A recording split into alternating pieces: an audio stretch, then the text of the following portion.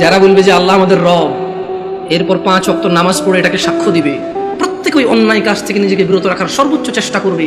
কোন অন্যায় লিপ্ত হলে সঙ্গে সঙ্গে ক্ষমা চেয়ে অনুতপ্ত হয়ে সে অন্যায় থেকে ফিরে আসবে, আর বেশি বেশি আল্লাহর প্রশংসা করবে, বেশি বেশি নিজের প্রতি যে অনুগ্রহ তার স্বীকৃতি দিবে, আল্লাহ যে অনুগ্রহ করেছে। পিতা মাতা আত্মীয় স্বজন সব দিকে খেয়াল রাখবে।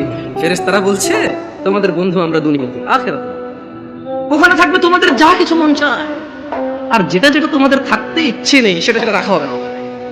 তোমার মর্জি यार जो तुम कहो,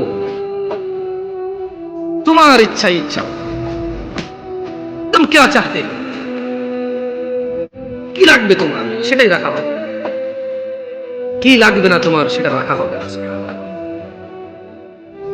নুজুলাম মিন গফুরির রহিম, এটা ক্ষমাশীল পরম দয়ালু আল্লাহর পক্ষ থেকে আপ্যায়ন। মানে একজন মানুষ জান্নাতে গেলে তার যা মন চাইবে তাই সে পাবে, আর যা মন চাইবে তা ওখানে উপস্থিতি থাকবে না। এটা নাকি আল্লাহর পক্ষ থেকে আপ্যায়ন। সুবহানাল্লাহ, আল্লাহু আকবার।